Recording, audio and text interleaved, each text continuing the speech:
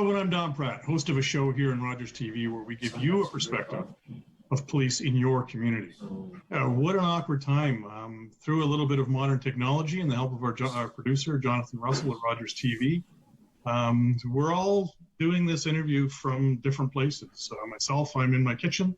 Rosa is in her home, and Ken is in his home. So today we're going to chat about fraud during COVID. And there's a lot of it. As we know, these fraudsters, they pick on any weak link, and right now it's COVID. So to help me do that today, we've got Detective Constable Rosa Sposoda. Afternoon, Don. Thank you for having us. Thanks so much for being here, Rosa. And as well, we have Detective Ken Bardai. Hi, Don. Thank you for having us on the show there. Well, thank you so much to both of you for coming on the show and working through these little technical glitches that we've had over the last couple of days, but I think we've finally gotten there.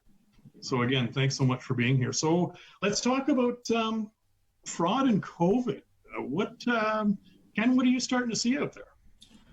Well, we're seeing a lot of frauds related to COVID-19, and obviously one of them that we see all the time is these special masks, sanitizer, things like that are coming out there. Whether they're counterfeit or whether they're fraudulent, we have to be careful. But let's talk about phishing emails if we can, which is probably the number one way that a fraudster can target their victims with phishing emails. Yeah, if I could get one of you to offer us an explanation of just what is a phishing email. We've all heard that term, but I'm not sure that we're all clear on just exactly what it is. Well, essentially, a phishing email, Don, is an email where the fraudster is trying to bait you into whatever it is they're trying to do. So, for instance, they may send you an email where they're trying to get you to click onto a link where it may have a virus, or they want you to divert you to another website where they're going to try to essentially get your personal information so that they can take money from you. So phishing, although it's spelled P-H-I-S-H-I-N-G, not the F-I-S-H-I-N-G, is essentially trying to bait you into clicking onto things on their website. So it really is just exactly how it sounds. They're phishing for you to fall prey to one of their fake emails. Correct. And it's not just emails. Sometimes it's a phone call. Sometimes it's a text message. There's different methods that they use in order to, let's say, get your attention. Right. Well, I understand that you yourself received a text message just ahead of the show this morning. I did. Let me bring it up on my phone here. It was actually just a text message I received this morning. And essentially, it wasn't just sent to me, it was sent to 10 other people. And when it shows up on my cell phone, right. I do get the other people's cell phone numbers, although I have no idea who they are. And it's coming from a foreign number. It's actually an 805 number that I'm getting it from. And in this text message, I'll read it out to you. It says 190116 at congratulations. This text you received is to make you aware that your loan has been approved and is ready to draw down. Your loan amount is $10,000. Then your monthly payments is $229 for upcoming 48 months. Should you require any further assistance with this, please contact Mr. Danny Williams, and there's a phone number, so we assist further process. So I am reading this out word for word. As you can tell, the grammatical errors in this is pretty evident. Yeah, they're pretty steep, yep. I haven't applied for any loans, and I don't know why they're contacting me. Yes. But essentially, these are the types of phishing text messages, or you sometimes get these in an email format. But if, let's say, someone has lost their job, they're down on their luck, they're currently in a vulnerable state because of COVID-19, they may be more apt to look into that because they see it as an opportunity, not knowing that it's actually a huge downfall once they get caught up into it. Yeah, I shared with our producer just this morning that I had received something similar not so long ago, a smaller amount. But Ken, you were saying that sometimes they use a smaller amount to kind of lead the way, I guess. Yeah. So it's, it's targeting our emotional state. Right now we're vulnerable because, we're feeling stressed out, worried about COVID-19. And then all of a sudden they bombard you with these emails that Rosa was talking about, whether it's something very similar, like simple as you're entitled to the emergency relief fund, and you're Yes. entitled to $400. I think the Prime Minister had that on one of his updates 2 weeks ago. The Canadians Yes. are receiving that right across the country. And it's very simple. Here, please, you're entitled to $250. Click here, provide your name and social insurance number. So Yes. now the fraudster has achieved what he wanted to do, which is to get your personal information. He's lured you in with that phishing email, obtained your name, your social insurance number, and whatever information that's required. Now, it doesn't stop him from using that information and going out and getting the refund on on your behalf to him. Right? Yeah, for sure. Right. But we just have to also understand if that information gets used, that's fine. If it doesn't get used, it stays with the fraudster. And he may or she may use that information and harvest it at a later time or a later date and try to defraud you. Right. No, and I kind of refer to it as somebody's just trying to prop that door open, right? And then once they get your information, unfortunately, you're going to be in a bad way. One thing I do want to share with our viewers, though, is just as far as where do you go from here? Where can you get more information? YRP.ca is always a good site. There's lots of crime prevention tips on there, and there's and the Canadian Anti-Fraud Centre, which is www.antifraudcentre.ca. It's a very thorough site, and they have a lot of what we're talking about, a lot of examples of how people are being duped during COVID. Right? A couple of other good sites as well as the Competition Bureau and the Better Business Bureau. They're able to let you know what the current scams are as well, and or check and see if other people have had complaints for similar things. Right. Yeah. No. And information is critical, right? We've had the pleasure of having some of your colleagues on our show before, and the message is always the same. The message is always very clear. First of all, slow down, take your time, look at it, read it, and there's all too many people that say if it sounds too good to be true, too good to be true. It is too good to be true. For sure. And if you're not sure, call someone who knows. If you're not sure about the email, whether or not it's legitimate, you can contact the police, you can contact a friend. You can even contact, let's say if it's a bank or Canada Post, you can contact them and they'll tell you whether or not it is them. Yeah, absolutely. That brings in a valid point. I mean, one of the more common emails with or without COVID is your banking emails. They're asking you to reset PIN numbers or asking you to share information. Your banks will all tell you, the Canadian Revenue Agency will all tell you that is not how they reach out to you to change PIN numbers. That's right. They'll usually send you mail or correspond you through mail to get your information or contact you that way. Yeah, exactly. Now, there was a couple of things you had sent us a list of the top 10 frauds. Does somebody want to pick up what those are? Okay, I can. Okay. Go ahead, Ken. Okay, I think we talked about the phishing emails, right? Yes. And so a slight twist of the phishing email would be something to lure that person or the victim in, because obviously with this present climate, people are worried, so they're looking for some sort of cure. So why not send an email out saying, hey, you know what, here's a cure for the COVID-19. So it'll be an email where you click on to a malicious link, and that's how the fraudster captures your information. Similar to a vaccine or something like a treatment relating to COVID-19. Yeah, and one of the ones that I seen here on the list was online vaccination offers. Yeah, so as far as I know, I think the only place they're giving these vaccinations are at the hospitals or registered provincial locations. But, you know, it's always better to go directly to the site or go to the government or the Health Canada site and obtain your information. Sometimes we have to kind of question ourselves to say, how are we getting the facts and issue? Are we getting it directly from the government site or the provincial site? Or are we getting it through an email or through our social networking sites? So that's important to note, how you capture the information. Is it facts or is it alternative facts? Yeah, and unfortunately, I mean, you know, in the advent of the internet, there's all too much information out there, and it's really up to us to vet through that information and decide for ourselves which is safe and which is right. And just to add to that, I don't believe we currently have a vaccination, so there shouldn't be any online offers for vaccinations at this point in time.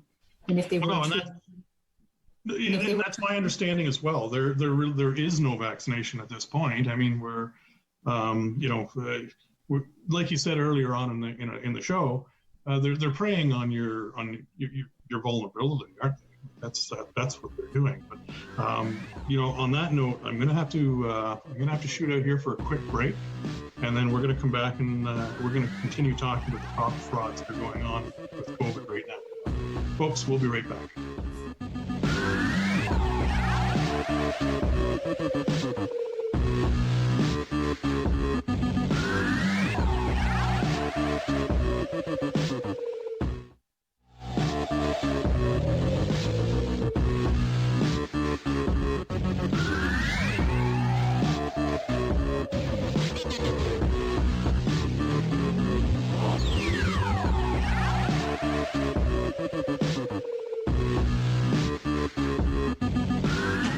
Welcome back, everyone, as we continue our conversation with fraud and COVID. And, you know, Rosa and Ken, we've had some great conversation about some of the different frauds that are out there. And there's so many, but I just wanted to kind of continue that conversation and where we left off was investment opportunities for coronavirus. Rosa, do you want to take that? well, as we all know, all of our investments are currently tanking because of the coronavirus. Yes. So with that downhill swing, we're going to end up getting an uphill swing where there's going to be a lot of investment opportunities. So some people might be getting some phone calls where they're going to feel some pressure from investors to invest in some form of a, let's say, stock or something that is in relation to COVID. And it's basically pressure tactics. So one thing I would say is if you don't feel comfortable, don't do it. Take a minute to think about it. You don't want to jump into something when you don't have all the facts. And I would say sort of have a cooling off period before you even think about going into something like that. Yeah, and one thing to note about it, I just want to expand on your thought there a little bit. You know, with looking at investments, many different levels of government are offering loans, and they're offering monies to businesses to help, you know, with medical supplies and what have you, with regards to COVID. So some of these less legitimate companies are reaching out to people through email saying, hey, invest with us. That's right, Don. So like just to elaborate what Rosa was saying, that, you know, I think the public needs to understand how the fraudster is typically targeting us. So he or she is exploiting our present emotional state. Like Rosa said, our stocks are tanking, we're upset, we're losing money. And all of a sudden here the call comes in and say, hey, listen, we're a clinical operation here. We're on the verge of developing a treatment. Here's your opportunity to jump in. All you need to do is invest $500. Yeah. And that's how we talked about, right? They start you off with a small amount. And the next thing you know, you're investing more and more money, and that's how they lure you in. Yeah, absolutely. And, you know, again, you know, we keep saying, I repeat the same thing often, that they're preying on your vulnerability. People are scared. People are stressed. And let's face it, if you can make a quick buck, who's not going to find that appealing, right? You know, and then you've got your third party reselling. There's been an awful lot of that going on. Can somebody take that? Yeah, so I think we recently saw about a month ago, there was a Toronto Police Services arrested a gentleman down in Toronto who was sending COVID-19 fraudulent kits down to the USA. So, you know, these people, again, their emotional state, they're finding ways to find a way for a test, and they couldn't get the test, and they must have found this person online. And next thing you know, they're buying these fraudulent kits or expired kits or something that's dangerous to your health, right? Yeah, and we've all seen it. I can tell you that I've seen two of them just this morning on my own phone. You know, where I was Googling certain products, and you know, something pops up saying, you know, get your breathing mask here, you know, get your COVID mask here. I personally would never buy anything online like that. That's just, I actually think that would be quite irresponsible to do that. Right. And then door to door. Now, we haven't seen a whole lot of that here. Is that prevalent in our region? So I might, okay. Go ahead, Ken. Yeah, so you know what, we've seen a few here and there, but I know some other police services within the GTA in Southern Ontario have had reports of people just generally coming into their neighborhoods and offering these decontamination kits or masks, sanitizers, and sprays. You really have to understand where you're getting your equipment. So when these people come to your door, just best practice is, no, thank you, I'm taken care of, and that's fine. Yeah, you know, this isn't unlike some of the scams that we've seen in the past where, you know, at one time hot water tanks were a big deal. There was, you know, there's always been that level of people coming to your door. One thing to remind our viewers is you're never obligated to answer your own front door. I can tell you the rule in our house is if my wife doesn't know you're coming, don't expect us to answer the door. It's not going to happen.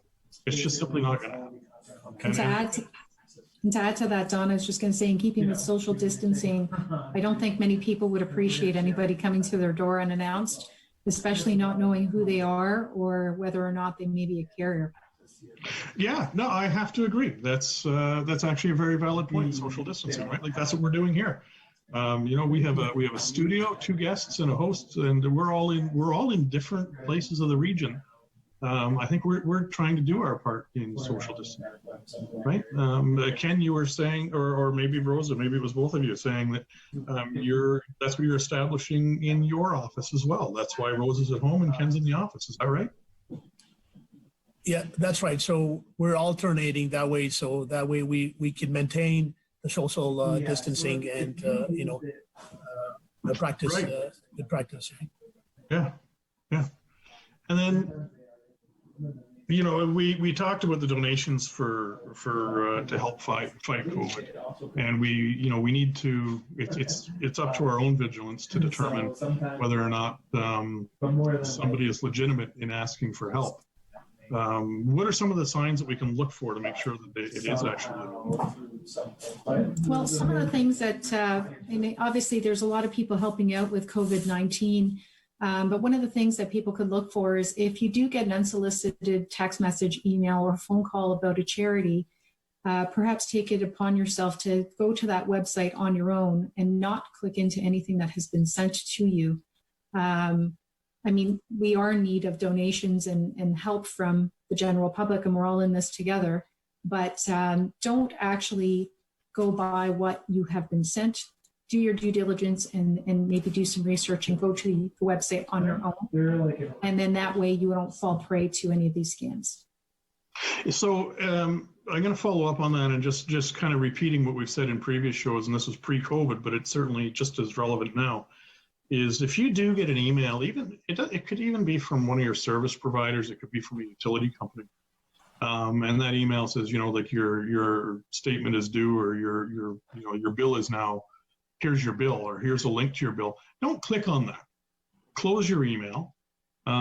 and go and open that service company or that utility's website and sign in appropriately. If you ever see anybody. Yeah, that's right. One of the red flags that you should definitely see is obviously that the donation is being asked in a cash or Bitcoin.